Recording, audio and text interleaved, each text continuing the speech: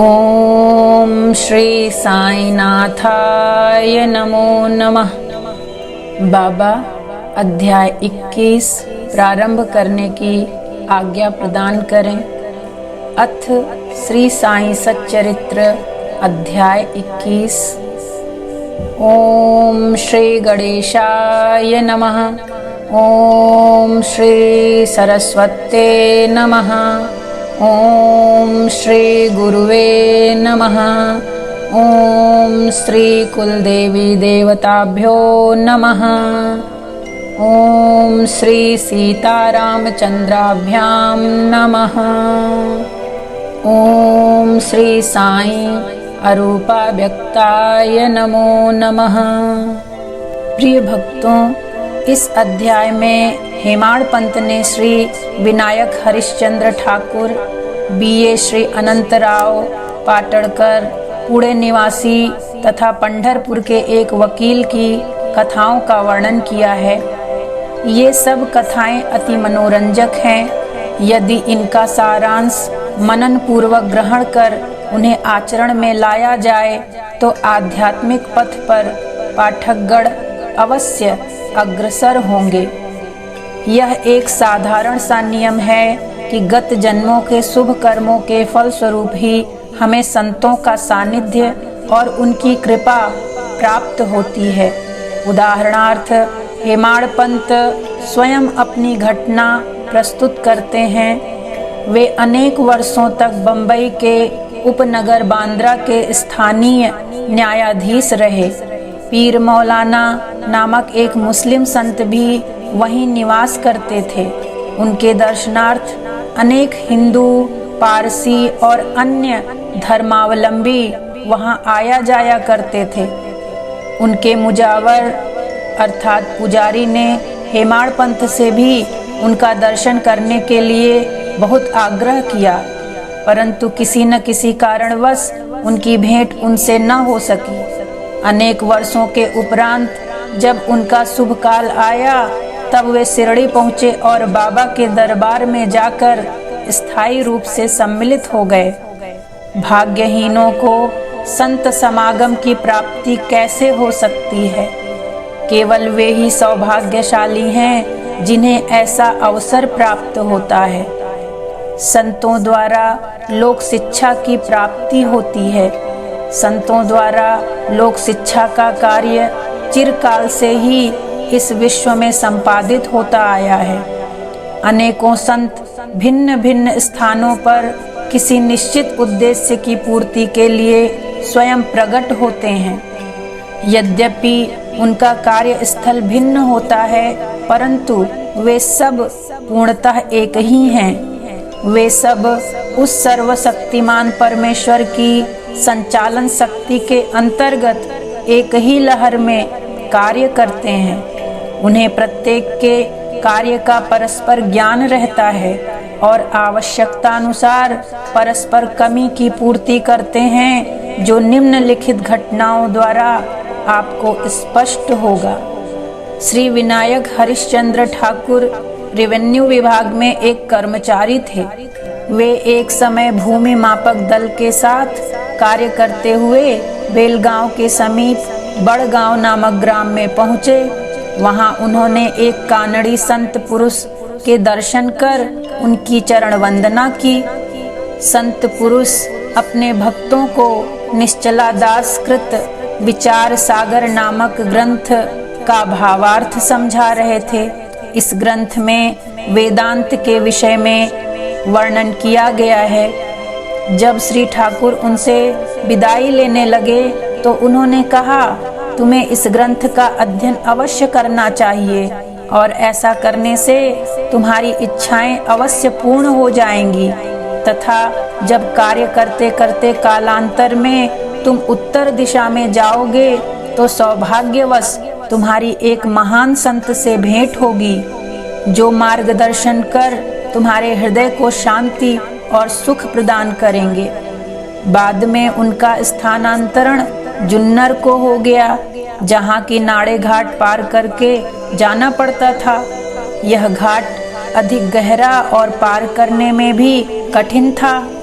इसलिए उन्हें भैंसे की सवारी कर घाट पार करना पड़ा, जो उन्हें अधिक असुविधाजनक तथा कष्टकर प्रतीत हुआ।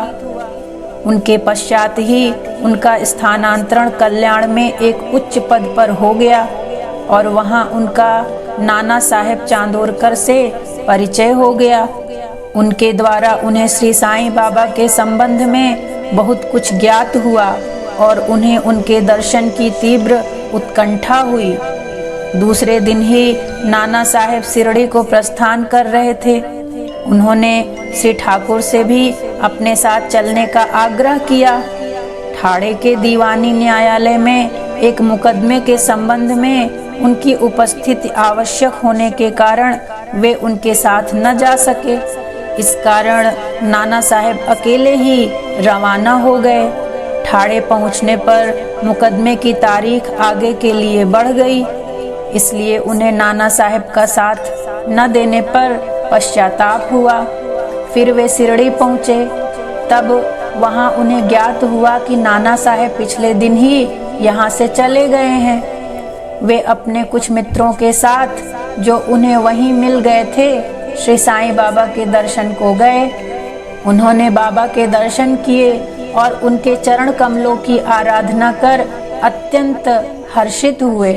उन्हें रोमांच हो आया और उनकी आंखों से अश्रुधाराएं प्रवाहित होने लगी।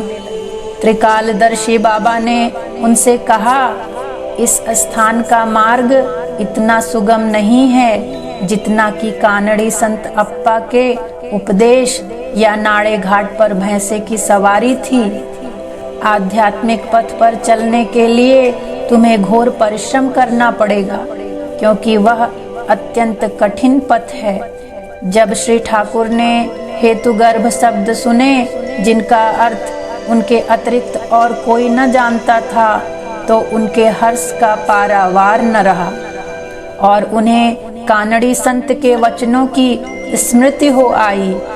तब उन्होंने दोनों हाथ जोड़कर बाबा के चरणों पर अपना मस्तक रखा और उनसे प्रार्थना की कि प्रभु मुझ पर कृपा करो और इस अनाथ को अपने चरण कमलों की शीतल छाया में स्थान दो। तब बाबा बोले, जो कुछ अप्पा ने कहा वह सत्य था, उसका अभ्यास कर उसके अनुसार ही तुम्हें आचरण करना चाहिए। व्यर्थ बैठने से कुछ लाभ न होगा। जो कुछ तुम पठन करते हो उसको आचरण में भी लाओ, अन्यथा उसका उपयोग ही क्या है। गुरु कृपा के बिना ग्रंथावलोकन तथा आत्मानुभूति निरर्थक ही है। श्री ठाकुर ने अभी तक केवल विचार सागर ग्रंथ में सैद्धांतिक प्रकरण ही पढ़ा था, परंतु उसकी प्रत्यक्ष व्यवहार प्रणाली तो उन्हें शिरडी में ही ज्ञात हुई। एक दूसरी कथा भी इस सत्य का और अधिक सशक्त प्रमाण है, तो आइए उस कथा को भी हम श्रवण करते हैं और बाबा के आशीर्वाद को प्राप्त करते हैं। पूना के एक महाशय श्री अनंतराव पाटड़कर श्री साईं बाबा के दर्शन के बड़े इच्छुक थे। उन्होंने शिरडी आकर बाबा के दर्शन किए। दर्शनों से उनके नेत्र शीतल हो गए और वे अति प्रसन्न हुए। उन्होंने बाबा के श्री चरण छुए और यथा योग्य पूजन करने के उपरांत बोले, मैंने बहुत कुछ पठन किया, वेद, वेदांत और उपनिषदों का भी अध्ययन किया तथा अन्य पुराण भी श्रवण किए, फिर भी मुझे शांति न मिल सकी। इसलिए मेरा पठन व्यर्थ ही सिद्ध हुआ। एक निरा अज्ञानी भक्त मुझसे कहीं श्रेष्ठ है। जब तक मन को शांति नहीं मिलती, तब तक ग्रंथावलोकन व्यर्थ ही है। मैंने ऐसा सुना है कि आप केवल अपनी दृष्टि मात्र से और विनोदपूर्ण वचनों द्वारा दूसरों के मन को सरलता पूर्वक शांति प्रदान कर देते हैं। यही सुनकर मैं भी यहाँ आया हूँ बाबा, कृपा कर मुझ दास को भी आशीर्वाद दीजिए। तब अनंतराव पाटड़कर की बातों को सुनकर बाबा ने उन्हें एक विशेष कथा सुनाई। आइए हम भी उस कथा को सुनते हैं और उनके द्वारा दिए गए उपदेश को धारण करने का प्रयास करते हैं, जिससे निश्चय ही हमें सुख की प्राप्ति होगी। बाबा कहते हैं कि एक समय एक सौदागर यहाँ आया। उसके सम्मुख ही एक घोड़ी ने लीद की। जिज्ञासु सौदागर ने अपनी धोती का एक छोर बिछाकर उसमें लीद के 9 गोले रख लिए और इस प्रकार उसके चित्त को शांति प्राप्त हुई। श्री पाटड़कर इस कथा का कुछ भी अर्थ न समझ सके, इसलिए उन्होंने श्री गणेश दामोदर उपनाम दादा केलकर से अर्थ समझाने की प्रार्थना की और पूछा भी कि बाबा के कहने का क्या अभिप्राय है।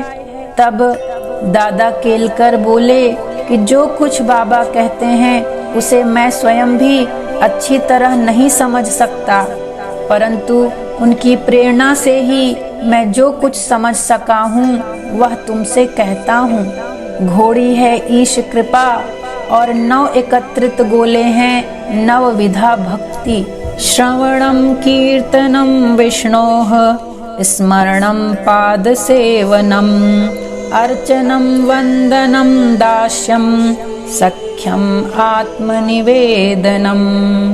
अर्थात श्रवण, कीर्तन, नाम स्मरण, पाद सेवन, अर्चन, वंदन, दास्य या दासता, सख्यता तथा आत्मनिवेदन, ये भक्ति के 9 प्रकार हैं। इनमें से यदि एक को भी सत्यता से कार्य रूप में लाया जाए तो भगवान श्री हरि अति प्रसन्न होकर भक्त के घर प्रकट हो जाएंगे।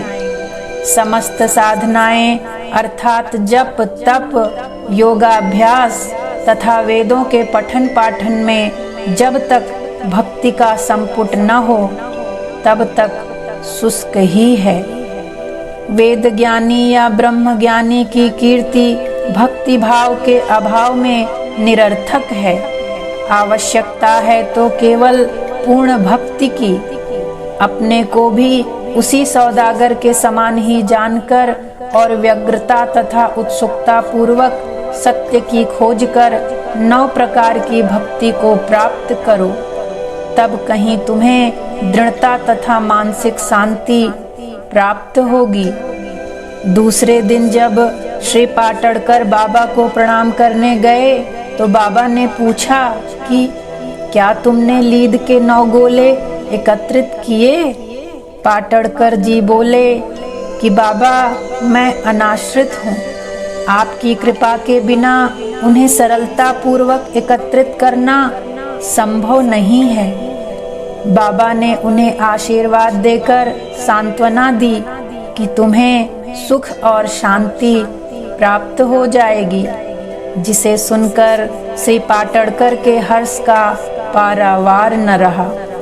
आइए अब हम पंढरपुर के वकील की कथा श्रवण करते हैं। भक्तों के दोष दूर कर उन्हें उचित पथ पर ला देने की बाबा की त्रिकालज्ञता की एक छोटी सी कथा का वर्णन कर इस अध्याय को समाप्त करेंगे। एक समय पंढरपुर से एक वकील शिरडी आए।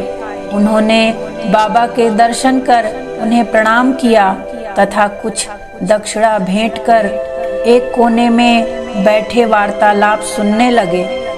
बाबा उनकी ओर देखकर कहने लगे कि लोग कितने धूर्त हैं, जो यहाँ आकर चरणों पर गिरते हैं और दक्षिणा देते हैं, परंतु भीतर से पीठ पीछे गालियां देते रहते हैं। कितने आश्चर्य की बात है ना ये। यह पगड़ी वकील के सिर पर ठीक बैठी और उन्हें उसे पहननी पड़ी।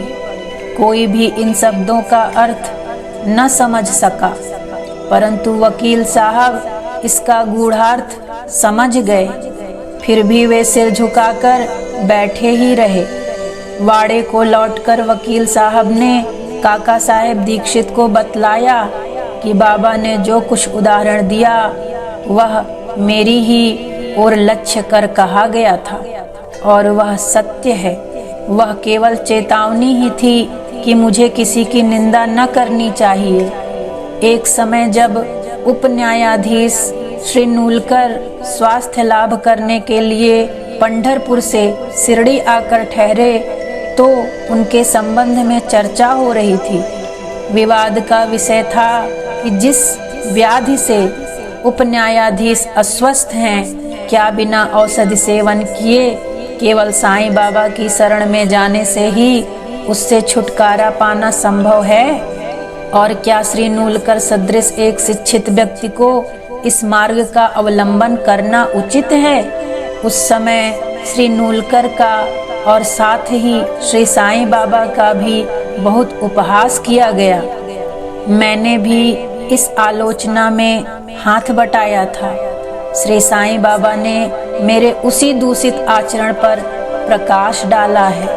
यह मेरे लिए उपहास नहीं वरन एक उपकार है, जो केवल परामर्श है कि मुझे किसी की निंदा न करनी चाहिए और न ही दूसरों के कार्यों में विघ्न डालना चाहिए। शिरडी और पंढरपुर में लगभग 300 मील का अंतर है, फिर भी बाबा ने अपनी सर्वज्ञता द्वारा जान लिया कि 12 रूम में क्या चल रहा था।